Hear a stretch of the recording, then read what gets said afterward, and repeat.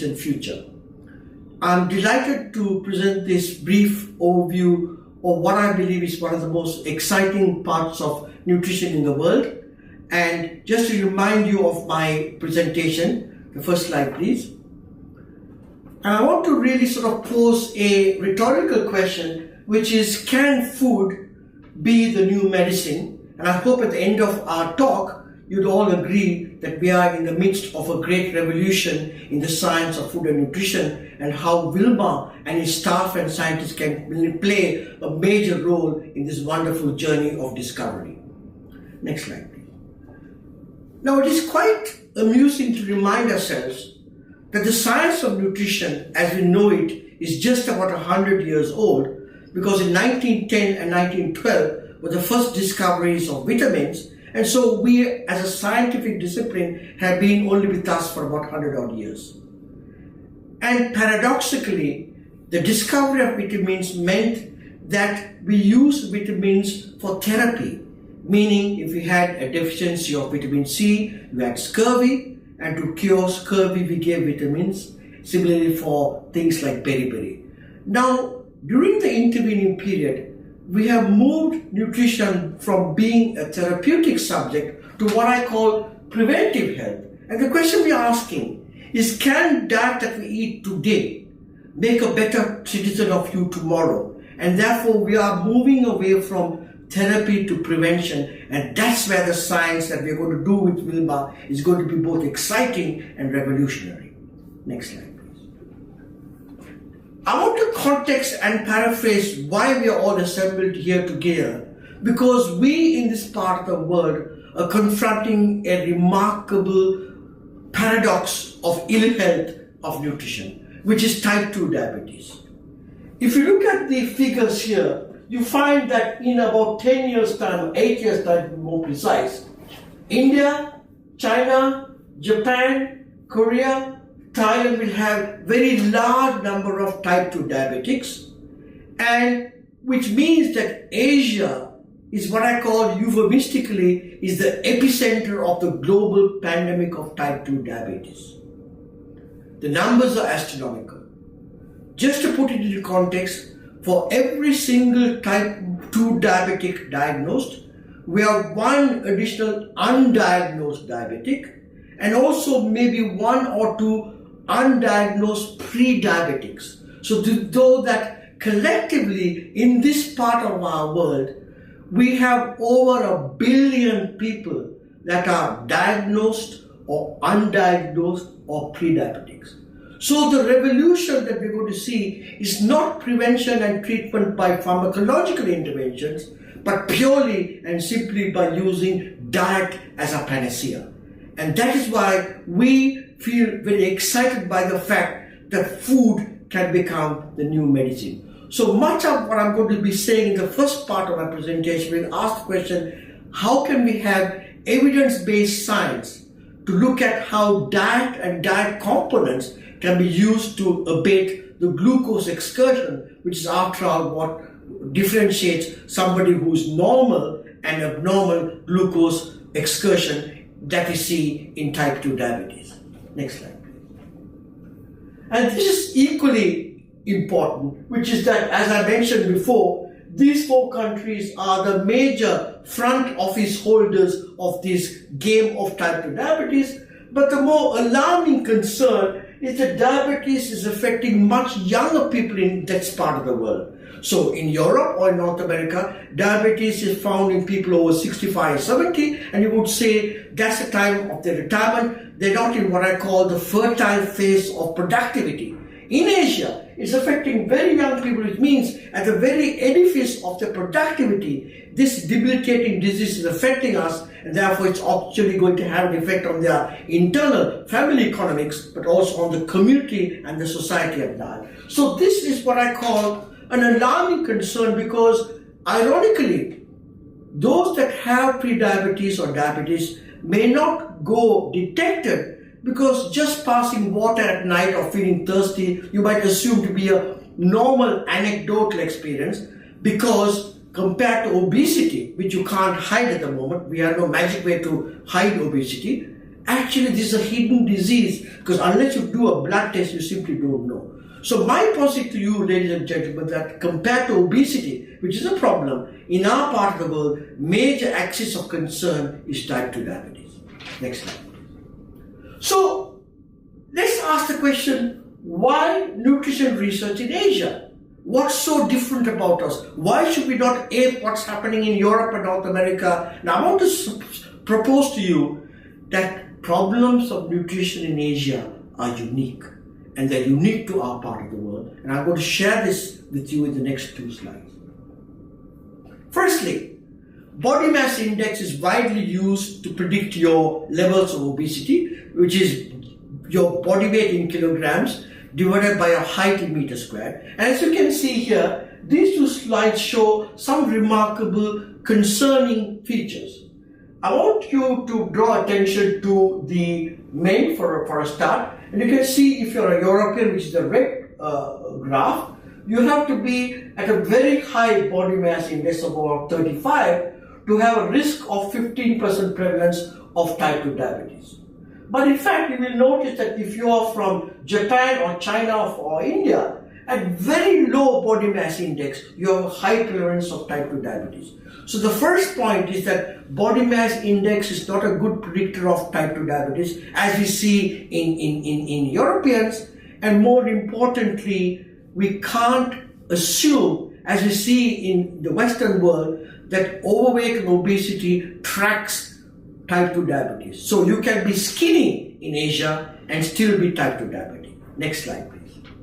And that's shown very eloquently here by 2 of my colleagues, that both are medical doctors, both are endocrinologists. The chap on your left is John Yudkin, who lives in London. The chap on your right is Ranjan, who lives in India. Notice that they both have identical body mass index, but the Indian colleague, who looks quite skinny, has twice the amount of fat. And that's been shown by this wonderful DEXA scan that can look at your body fat partitioning. Where is the body fat in the Asian? It's in the worst place, what we call the omental region or the visceral region. So we have a coined statement for these kinds of people in Asia. They are called toffees, thin outside but fat inside. And that's dangerous because you feel very happy that you're skinny, but your fat is in the wrong place. So my posit, ladies and gentlemen, is that the fat patterning, the nature of patterning that we see in Asia is unique, and that let's not assume to be lulled by the fact that you're skinny, and therefore you don't have a risk. It turns out that skinny people in Asia can also harbor type 2 diabetes. The next slide, please. And to add insult to injury, here is a slide from a colleague who works in Australia. What they did was that they fed identical bread slices to Caucasians, which is the closed circle. Southeast Asians read as Vietnamese, Indonesians, Chinese are Chinese, and Indians. And we'll notice that if you are not a Caucasian, for the same identical carbohydrate, your postprandial glucose is 1 millimole higher. So in other words, if you're an Asian, your glucose response is much higher than a Caucasian, meaning that you're unable to control your glucose effectively as it happens in the Caucasians, and therefore that means that in addition to our phenotypical predisposition to obesity and to type 2 diabetes, we clear glucose very badly, and that can also affect your pancreas and your insulin secretion. So I'm painting a spade of doom and gloom, but with all doom and gloom comes bright, and I'm going to share with you what we can do together. Next slide, please. So just to summarize this part of the story, I've said here, nutrition and public health issues in Asia are markedly different as seen in the West. We have undernutrition and overnutrition in Asia. The metabolic response to food is different, which I've also shared with you.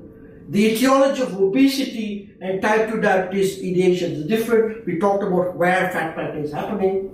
Diet in this region is predominantly based on high carbohydrate and high glycemic index rice, which I'll talk to you in a minute.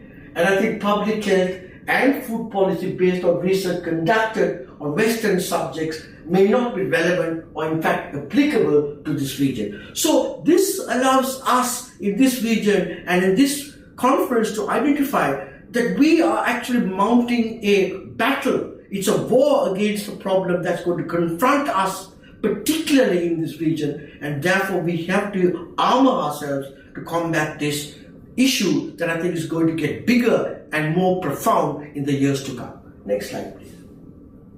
That's also a very important point.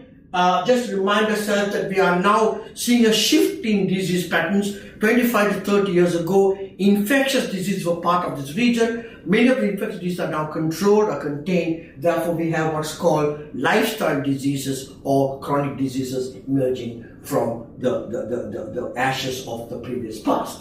Next slide, please.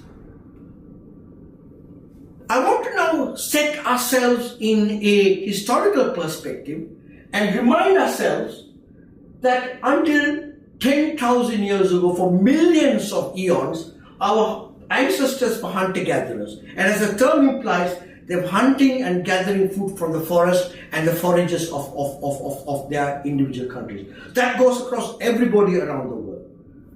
But about 10,000 years ago, we had our food revolution, where people started to domesticate plants, we became farmers, and we started to have agricultural revolution. And then, of course, about 200 odd years ago, we had the aspects of modern food technology emerge, and therefore you can see that the science of food technology is nothing but a blink of our historical eye. It's not even a blink. It's a very short period of time. For many parts of our life history, we have been hunter-gatherers, and I also noticed that agriculture was only introduced about 10,000 years ago. Again, a matter of eye. And of course, you can see an exponential growth in population with the introduction of food technology. Now, this is a very important point, because without food technology, we cannot preserve food. And remember that we can also not eat out of season, and therefore one could argue that food technology and the preservation of food, which is what prompted this mass explosion of population. Next slide, please. So this is a group of hunter-gatherers in the country that I was born in, Ceylon or Sri Lanka, and these are hunter-gatherers. So we can ask the question, what did our ancestors eat until 10,000 years ago when we became farmers? And the next slide tells you that our hunter-gatherer past, as not surprisingly, lived on a very large number of plant species, over 100 different plant species that came from seeds, from flowers, and from fruits. So this was until 10,000 years ago when we became farmers.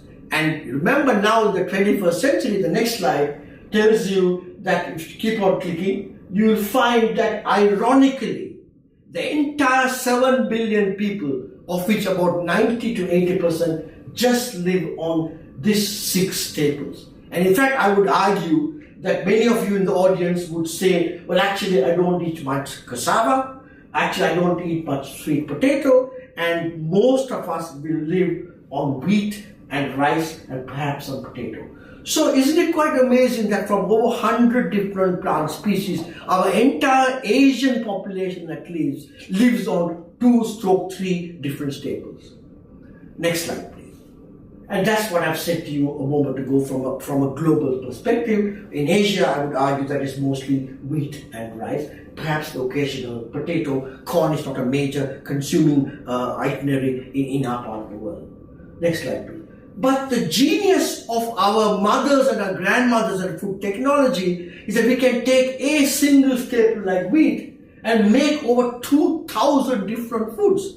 So in the context of China, we can make bao, we can make ho fan, we can make noodles, we can make kway teow. And I think this is the remarkable nature of our food science and technology. Next slide, please. Similarly, you can see rice. We can make thousands of different food. So what I'm trying to point out is that we have also seen a revolution emerge from our distant past, the modern use of food technology, the modern use of cookery, where we take single staples and make them into different types of food. And that's how we get difference in nutrition and also difference in palatability and difference in the way in which we perceive food and their health. Next slide, please. So just to paraphrase this, the food revolution that we've seen in the past 2 centuries has reduced the number of plant species. We also have to refine the cereals, so we take out the seed coat, we take out the alluvial layer, we take out many of the nutrients. But also, paradoxically, from a small staple range, we can make thousands of different foods. So a well-stocked supermarket in North America or even in China will have about 30,000 different foods, but they come from a very narrow range of food staples. But what that means is that if you increase the variety of food, you eat more. If I give you only rice, you probably eat just a bowl. But if I give you rice with soup and chicken and tofu, you eat more. So the driver of overconsumption today is because we increase the amount of food variety that we have, which is also a part of our paradox. The next slide, please. So this just to remind you that we have known for nearly 100 years the protein qualities dependent on the amino acids that we consume. We also know for about 85 years that fats are different from the fatty acid composition.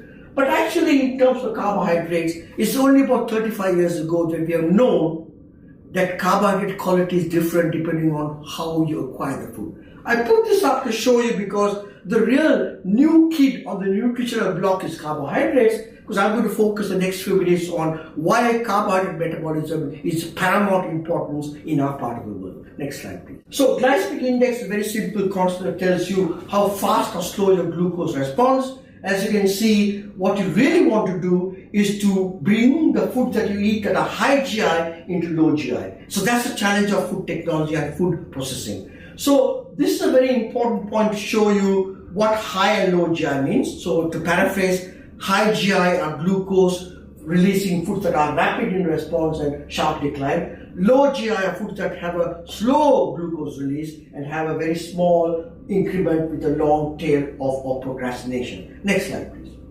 And that shows you how GI is calculated. And next slide, please. The important point is that we in Asia, compared to Europeans and people living in America, eat a very high carbohydrate diet. As you know, up to some countries in this region, up to 70% of the calories comes from carbohydrate-laden foods that we consume, compared to about 40% in UK or in North America. So there is a conspiration of events. We eat a very high carbohydrate diet that are high in glycemic response, and these two conspire together to have an elevated blood glucose, which is precisely what we don't want to have if you're pre-diabetic or diabetic. Next slide, please. And so, for the past 15 to 20 years, many food companies have been trying to develop products that are low in glycemic index by looking at ingredients that can do that. So here's one of the earliest examples of a compound called a beta-glucan that's actually got from barley and oats. Next slide, please. And this is what the beta-glucan looks like. It's a soluble polysaccharide. And what we did was we used this beta-glucan in a study I did many years ago in England. Next slide, please. You can see that by adding beta-glucan to flatbread, you can reduce the glycemic response. So the blue line is glucose alone, and the green line is with no beta-glucan in the flatbread. And by adding up to 8 grams of beta-glucan, you can almost blunt the glycemic response. So here you have the first example of ingredients from Mother Nature that I could add to foods in a way that we had not seen before, because this tells you, coming back to my first paraphrase, can diet with the new medicine? I would say absolutely, because this is the first of many examples that says you can take an ingredient from Mother Nature, put it into food, and attenuate glycemia in a way that we have never seen before. Next slide, please. So I want to start with a few examples from close home.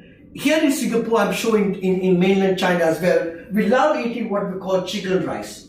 Now, chicken rice, as the term implies, has got a small portion of rice with some chicken. We also have a small bowl of soup and some vegetables. So we ask the question, as our mothers have always told us for many, many years, don't eat rice by itself. What happens to your glucose response when we add every one of these food systems one at a time? Next slide, please. And here's a very, very interesting slide which was published a few years ago. So you can see here the dotted blue line is glucose alone. The red line is rice by itself. As you can see, by adding rice with your chicken breast and with vegetables and with the entire combination, you get a fantastic blunting of blood glucose by eating the rice, which is your yellowish purple line. You can get a 1 millimole difference, which is huge. So, yes, do believe in what your mom said, because she's absolutely right. Don't eat rice on its own, but eat rice with a cacophony of different things that we commonly consume. It reduces glycemia. So here's an example of where cultural practices, traditional food practices actually coincide with scientific pragmatism. Because here's an example of saying, if you eat rice by itself, it's high GI. By simply putting these ingredients, you can lower the glycemia. Next slide, please. Those of you in the audience who are now saying, oh gosh, I got to stop eating rice, which I love. By the way, I also love eating rice. But there's a very interesting point. This is a meta-analysis that was done some years ago, which shows that actually, if you eat up to about 150 to 200 grams of rice per day, you have little or no risk increment in your getting type 2 diabetes. So therefore, if you want to eat rice, try and eat small portion of rice, not large portions as we see in many parts of Asia. Certainly in India and Indonesia and in many parts of this part of the world, people eat a very large amount of rice. So if you want to eat rice, eat it in moderation, and if possible, try to be in the axis of about 100 to 150 grams of rice per day. Next slide, please. So, talking of rice, we asked the next question. Thankfully, none of us in the audience eat rice on its own. So we asked the question, is there a hierarchy of proteins that I could co-ingest with rice will have the best effect on my glycemia? So we chose very common foods that we eat in this part of the world. So rice with soya bean is tofu, rice with fish, rice with egg white, and rice with chicken. And next slide, please. Much to our surprise, it turns out that if I eat rice with tofu, it has the best effect of attenuating glycemia, which is the one that you see there. You can see here as well. So here you have another example which says, counterintuitively, high quality protein like egg and chicken may not be as good as tauquah for reducing glycemia, and the protein composition of soya may be much more interesting than we hitherto thought. And that's the best example I can give you. Next slide, please. Many people around the world are now quite keen on vegetable-based protein because many people are becoming vegetarians. And so we use 3 proteins which are not commonly used as a food source: oat protein, pea protein, and rice. What we did was that we made a chocolate milkshake made with water, sucrose, chocolate powder, cream, and we either had no protein or very little protein, or added protein as oat protein, pea protein, or rice protein. Next slide, please. And to our delight, we found that pea protein and rice protein had an incredible reduction of glycemia, which you can see around about 1.5 millimoles. And here we have another example of saying a naturally formed protein has the effect as good as a pharmacological drug like metformin. People would have not believed that we could get such a reduction. So we are now in a journey of discovering what other proteins can we do. In China and in this part of the world, there are hundreds of different protein sources which we don't even know or have discovered. So this gives us a telltale symbol of opportunity that we have not seen before. Next slide. So we've talked about protein influence on carbohydrate metabolism. I want to now share with you another interesting study about what's the relationship between the fats that we consume and carbohydrate metabolism. So here we have a study. We have taken a slice of bread, which is a carbohydrate substrate, and either used as a spread butter, coconut oil, and grapeseed oil or olive oil, which have got different levels of saturation and different levels of carbon chain. And much to our surprise, it turns out that coconut oil, which has got lauric and myristic acid, seems to have the best effect on attenuating the glycemia of the bread, which is the light green line. So here you have a very interesting paradox. The food that you consume as a carbohydrate can be considerably downregulated in terms of the glucose homeostasis by the very macronutrients that we consume. So this puts us through an unusual nutritional kaleidoscope of saying all fats are not the same, all proteins are not the same. And the question is, how can we within Wilmar also look at this as a paradigm shift in our production of foods and production of foods in the future to come? Next slide, please. I want to end with a very fascinating observation which has been picked up by the media and food industry, which is that if you take a compound called ethyl cellulose, which is ethylated cellulose, and put into 100 ml of oil about 8 to 10 grams, which is 10% of ethyl cellulose, and heat the oil to 170 to 180 degrees and cool it, the entire oil becomes a gel, which you can see here. So we ask the question, if this molecular configuration changes with the addition of ethyl cellulose, what does it do when you eat the ethyl cellulose, which contains the oil? No one had done this experiment where we took coconut oil, as you know, which is a highly triglycerimic compound. So you can see here, if I feed you coconut oil with some bread, your triglyceride response goes right up, which is the close black lines, which is well documented. But the same coconut oil in the form of an oleogel has little or no effect on a Chi. So here's an example of physicochemical transformation of an oil that completely changes the nature and structure of the physiological outcome. So this is what we call understanding food structure and physiological function, which I know is an area that Wilmar will be working on with us in the future plans of research and development. Next slide, please. So why all this rhetoric about diet and health? It's because, as I'm going to show in the next few slides, these are the public health concerns in this region, and as you know, we are now parochially focusing on diabetes, and I think you need to understand that these are also major structural physiological concerns of this region and this area. Next slide, please. So where we know that obesity is the outcome of being in positive energy balance, and which simply means that you're either eating more calories than you're expending, or you're expending less calories than you're eating. Point number one. Obesity is the outcome of being in positive energy balance.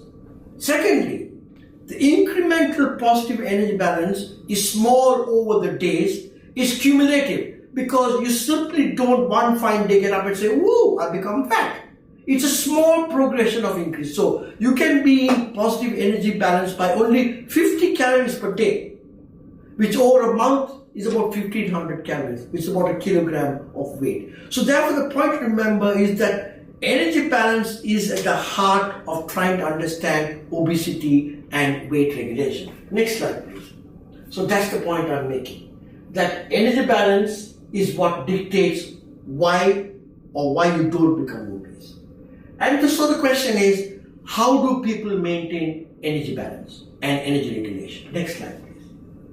So I'm going to share with you a study I did many years ago when I was living in Oxford, where we went to a primary school and we gave our children a low GI breakfast or a high GI breakfast at breakfast time. And we also had a middle group, which is the low GI breakfast with some sucrose. As many of you, the audience, will know, trying to eat all bran when you're 8 and 9 is quite hard, because it's quite insipid, and therefore we gave them some sucrose to add with. Similarly, porridge, it's kind of, as they say, there's an English saying that says, in Scotland, horses eat it, and in England, humans eat it. Or the other way around, actually. Next slide, please. So what we did was a very simple study. We gave them those three breakfasts, a low GI and a high GI breakfast, or low GI, high GI with some sucrose, and we then exposed them to a conventional Western lunch that they could eat ad libitum, right? Next slide, please. And here are the results.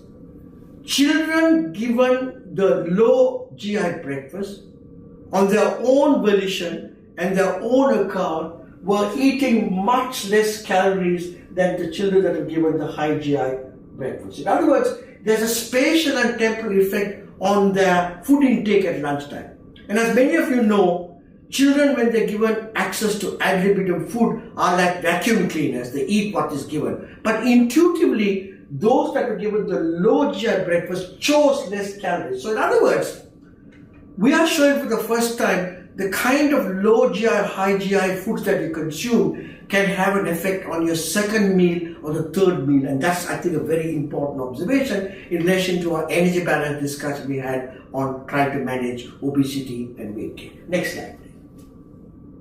So now I want to move on to two sets of studies where we use this continuous glucose monitor, which is the size of your small coin in China.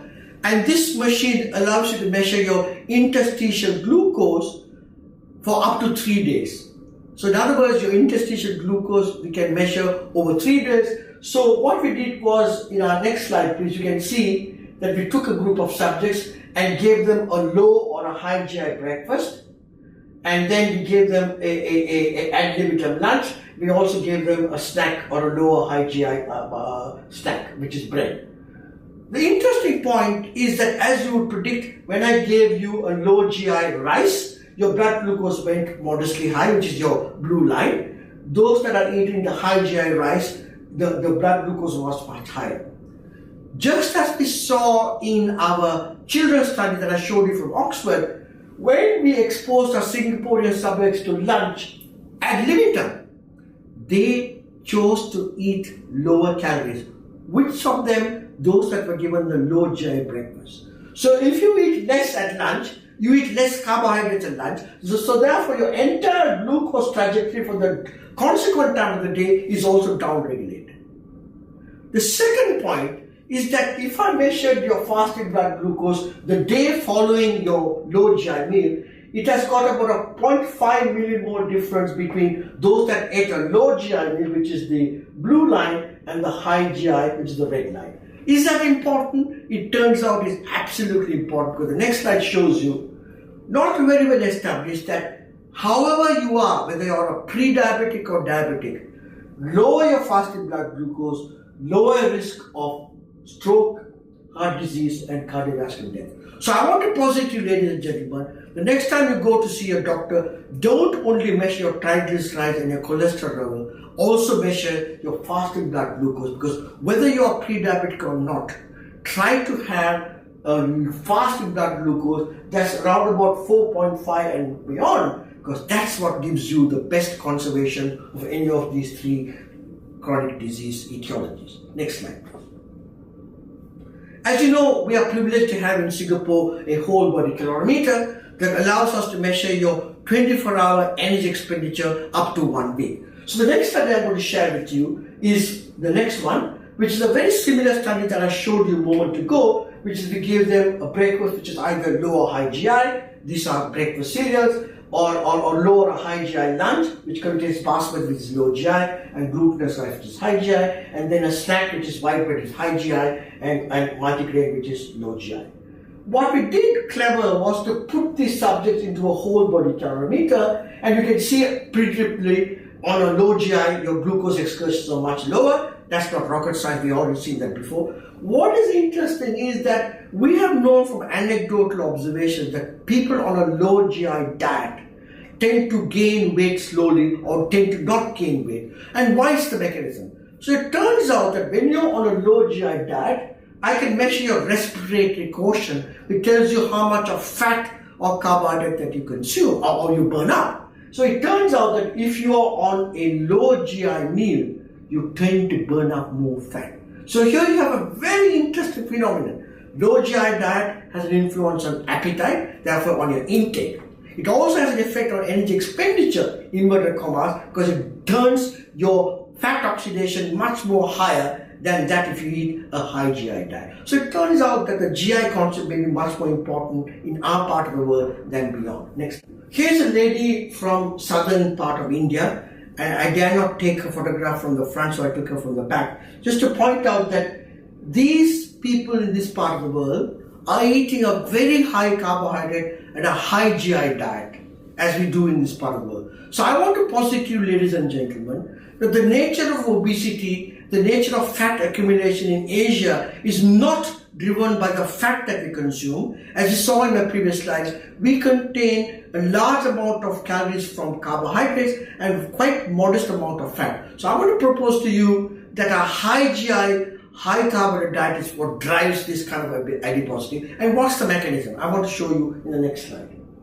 So here is a very interesting schema that tells you that if you eat a high GI diet, the glycemic load is high, meaning your glucose is rapidly being excreted, which means that it alters your insulin secretion, goes up. And we know that elevated insulin secretion actually promotes lipogenesis from the carbohydrates. And this is something I believe that we have really not taken quite seriously. And I want to posit to you that much of our thinking that a high-fat diet is what is driving obesity and overweight in Asia made to be rethought. And I think the policy implications are enormous, because what we tend to do is to tell people, cut down your fat and replace it by carbohydrate, which is the very worst thing in my vocabulary. Next slide, please. And this is some substantial evidence from an animal study, because as you would appreciate, it's quite hard to do a human study on this. Studies published some years ago where a group of scientists from Harvard took a group of male rats, gave them a high GI and a low GI diet, which was essentially by altering the amount of amylase and amylopectin. As you know, greater the amount of amylose, lower is the glycemic response. And they fed them for, I think, 18 weeks. And you can see here on the next slide, something remarkable to what I echoed in the humans. After 17 weeks, the rats were sacrificed. Notice that the animals had identical body weights. But the remarkable thing, as I predicted, animals that were given the high GI diet, because the insulin excretion therefore increased lipogenesis, had twice the amount of fat. So is this what we are seeing in Asia? Covert manipulation of carbohydrate may be a better strategy in terms of the pandemic of obesity and type 2 diabetes. And I think this is a revolutionary thought that I think we need to explore and prosecute. Next slide, please.